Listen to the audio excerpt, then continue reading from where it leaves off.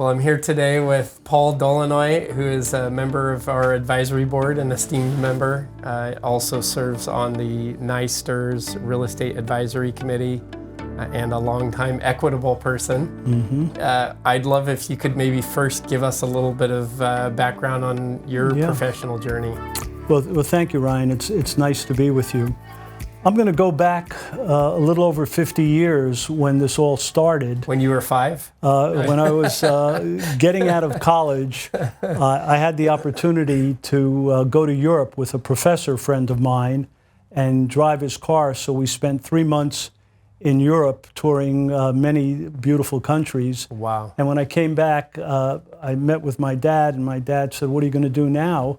I said, "Maybe I'll go for my master's degree." He said, "I suggest you get a job." So I went into the placement office, and at that time, a placement office had index cards, and there was a job for Equitable Life and Equitable Real Estate. And I picked it up and I answered it, and started that in 1969. Wow. My first day on the job, it was really interesting. My boss said to me, "Paul, I want you to learn as much as you can about pension funds and real estate, because I think it's going to be a big part of our business." And that was the start of it.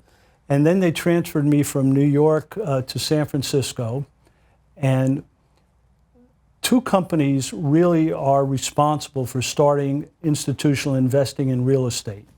The first was Prudential, and their chief actuary was a gentleman named Meyer Melnikoff, and he came up with this idea of providing an evergreen core open-end fund which invests in real estate. And he called that fund PRESA. And then Equitable shortly thereafter formed another open-end fund, and it was called Separate Account 8. Now it's called the Prime Property Fund, and that is now managed by Morgan Stanley. But if you fast forward from that time to current times, both of those funds are still in existence. Wow. They have multi-billion-dollar open-end funds. They may have changed the structure into a private REIT, but they're both flourishing. And I remember in those early days, it's interesting when you look at the complexity of what we have now, the property types were really simple. Industrial properties, mostly warehouses, office buildings, mostly downtown office buildings, and shopping centers, mostly regional shopping centers. Apartments weren't even in the mix at that time. It was really the start of it. And I remember calling on corporate pension funds in San Francisco in the Bay Area.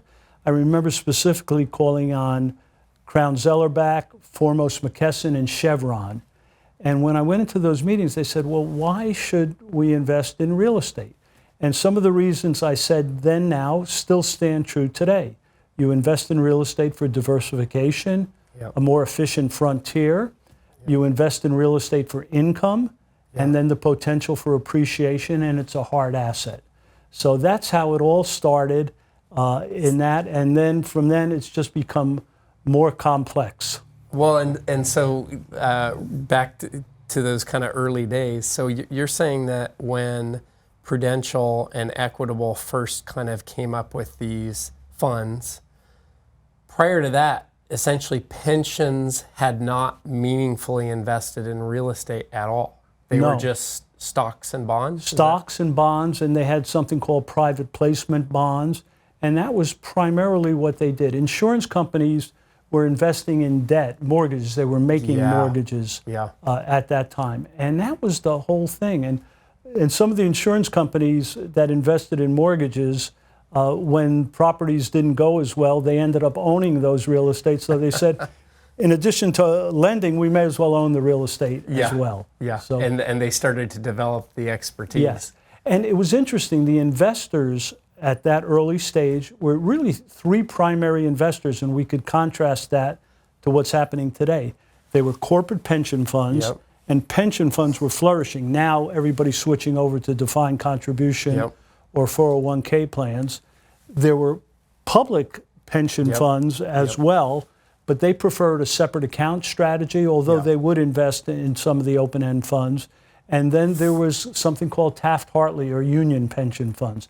And those were the 3 primary investors in these open-end funds, especially in the early 5 or 6 or Yeah. 7 years. Wow. Yeah. And then fast forward to today, you mentioned, it was effectively just 3 property types that people Yeah. invested in. Yeah. And how is that different today? What is the different composition of asset types and also investors? Yeah. So on the asset type, the largest one was multifamily or apartments. That started to take place and really has become a major component. And then there were subsections of the downtown office buildings. Now you get the suburban office buildings. Yeah. Then you get the different stratifications of industrial, Yeah. whether it's big box, bulk distribution, or small bay industrial. Yeah. And it all becomes a lot more complex, but a lot more effective because you're able to really do different strategies at different times along the risk-return spectrum. And these early funds were really core funds. Yeah. It was before we got into core plus and opportunistic and everything else that's involved with what we see today in value add. Yeah. Exactly. Fascinating. And how would you say the participants has changed in terms of investors? Yeah, yeah. Well, it started out with those 3, Yeah. but now you see, I remember going to Japan, and we saw the early investing by Japanese insurance companies. We did ventures with Sumitomo and Nippon Life, and they started investing in the United States. Then you have your endowments, your foundations, your financial institutions, banks, insurance companies, and all sorts of iterations of all of these, like fund of funds and fund-specific investing. And it really is high net worth is what we're seeing in family office. Yeah. And they're even starting to segment high net worth into high net worth and ultra high net worth. So Yes. the complexity is there, and the variety of investors are tremendous. And you got secondary investors now who want to buy pieces of existing funds that other investors may want to get out of as well. Yeah. So you spent quite a bit of your career at Equitable Life. Yeah. If you had some lessons learned or some challenges along the way, I'd love to hear that. Yeah, it was interesting. I think one of the things that we did early on is we invested with joint venture partners. And investing with partners is great when things are going great.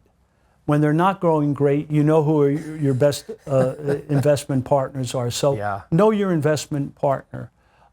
Stay true to your core competency. Don't try to drift outside what has made you great and what has made you successful. So that was another important thing. And another important thing is communication with your investors. I mean, it's always great to communicate the best news, but when things are tough or you're having some trials and tribulations, you still have to communicate. But it's not only important to communicate what the problem is, but what the solution is for a specific product or issue, what's going on there. How did you see that play out during the GFC, which I think was probably one of the biggest real estate declines that we've seen? Yeah. I saw it play out, and especially being on the NYSTERS board, you saw the ones that were communicating and had solutions for a problem, and then you saw some, unfortunately, people run for the hills and not figure out, lose key employees. I always looked at the people who stayed with companies in good times and bad times. The team, the professionals that did that, and they always turned out to be the good investors.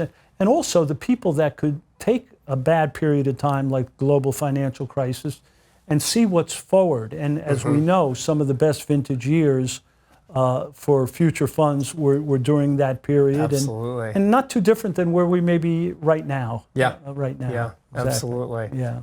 You're also, I know you're involved with Alliance Global Advisors, who helps advise emerging managers and managers that are transitioning into the institutional space. I'm curious, with your lens there and working with managers like us and others, what have you seen that has been successful for emerging managers, and where have you seen thing, what is some advice that you could give to those managers Yeah. that are really transitioning into the institutional space? Just a few words about Alliance Global. They've really satisfied a need in the industry. Yeah.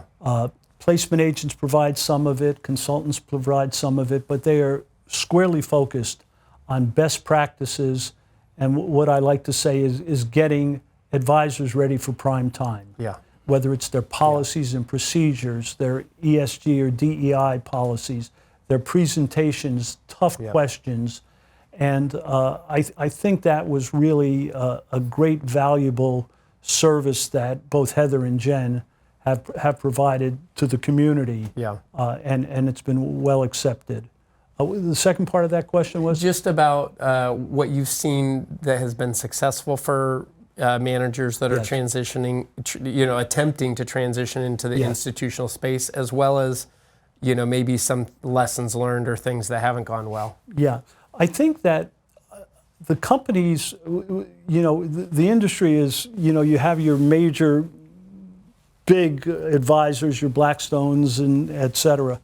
But I've seen the emergence of some smaller niche advisors that are really focused on a specific strategy, whether it be like Graceada, where it's secondary and tertiary markets, and have done it for a long period of time and have been successful.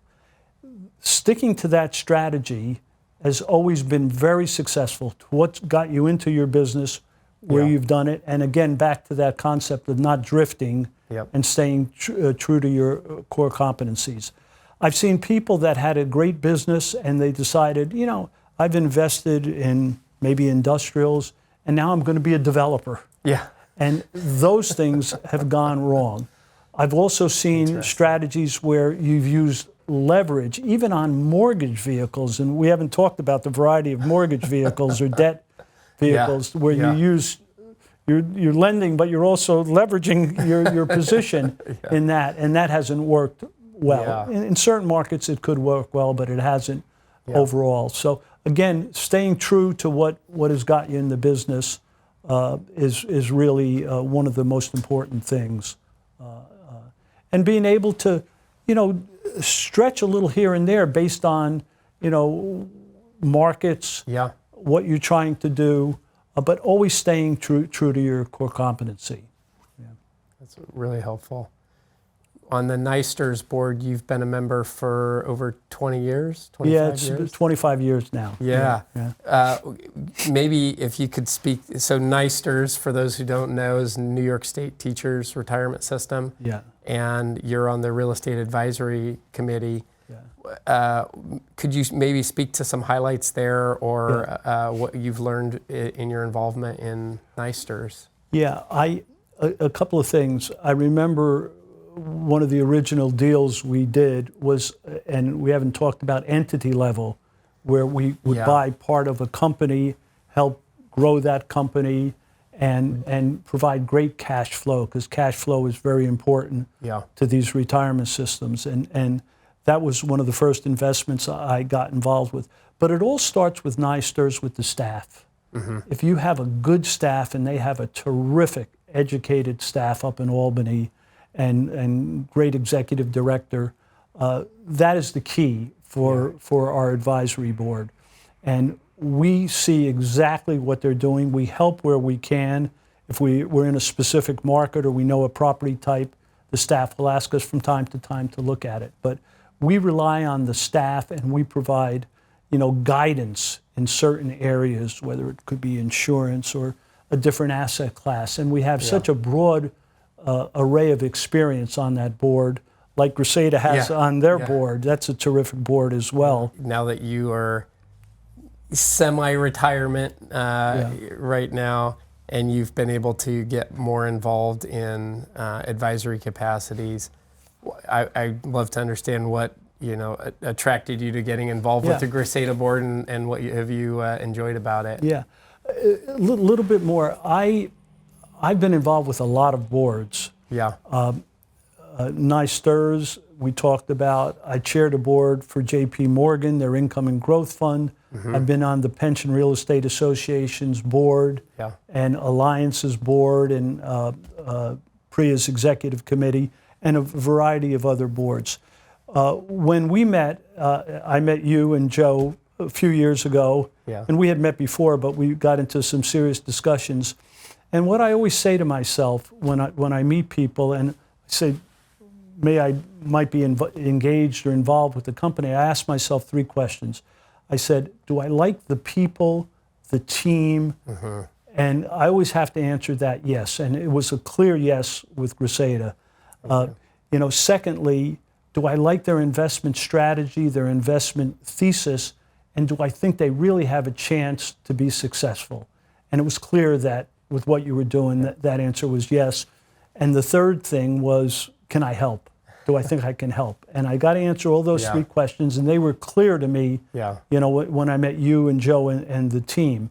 And what I liked is some of the things, I'll reiterate again, I like the fact that you were in the space of secondary and tertiary markets before anybody was talking about them. Now everybody's trying to talk about them, but they don't have an operating company.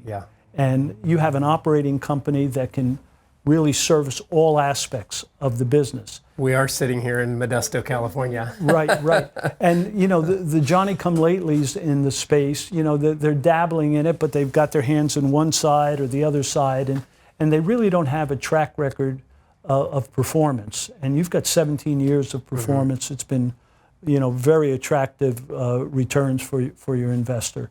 So that was that. And I like the strategy of how you've done it with the corridors, the interstate highways north and south, and invested along those highways. It was a great strategy, and it continues to be a great strategy. And the fact that you're doing things that are under the radar screen, and you can do it on your own.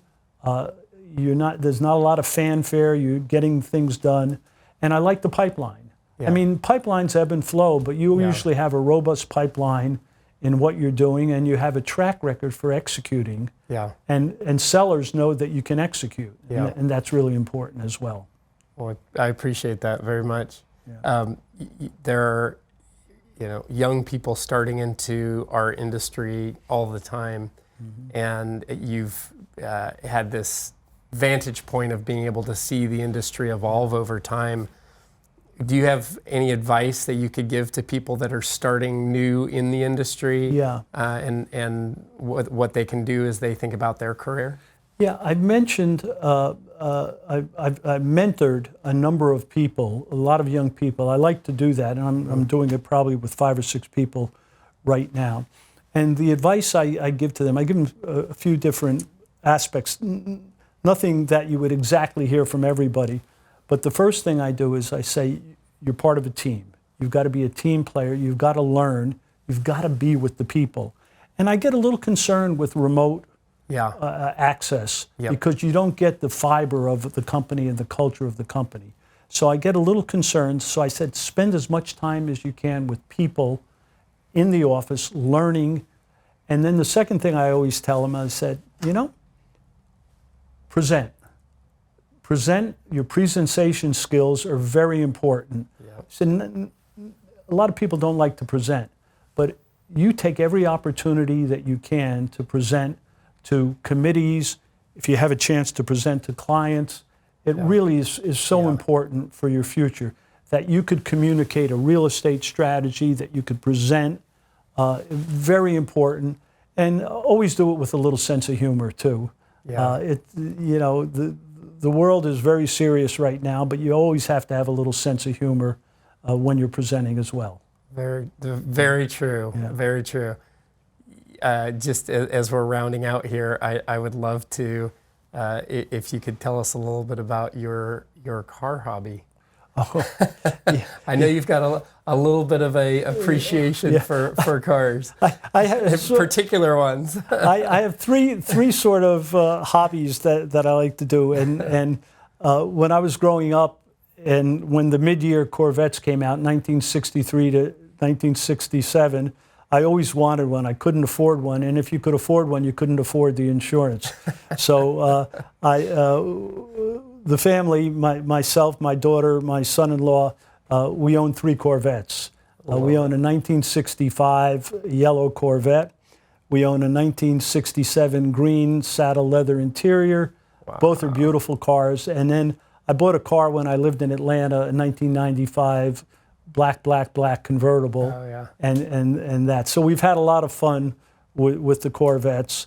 And then the second thing I collect jukeboxes. Yes, that's right. So I have a jukebox collection from 3 of them are from 1943. Wow. And they play 78 RPM records. Full size. Size records. Yeah. And they sound, the bass, they sound terrific. And then the third thing I love to do is sport fishing. And I did a lot of sport fishing in Hawaii. I recently sold my boat there, but we were very proud being in ESG that we tagged and released 300 plus Pacific blue marlin. Wow. And we were conservationists, and we tagged every one of those along the way. So that was important to us. Well, if people stick to their real estate career, they too can have some of the similar hobbies. Yeah. Thanks for taking the time to interview today. Really appreciate it, and thank you for your service on our advisory board. Thank you, Ryan. It's my pleasure.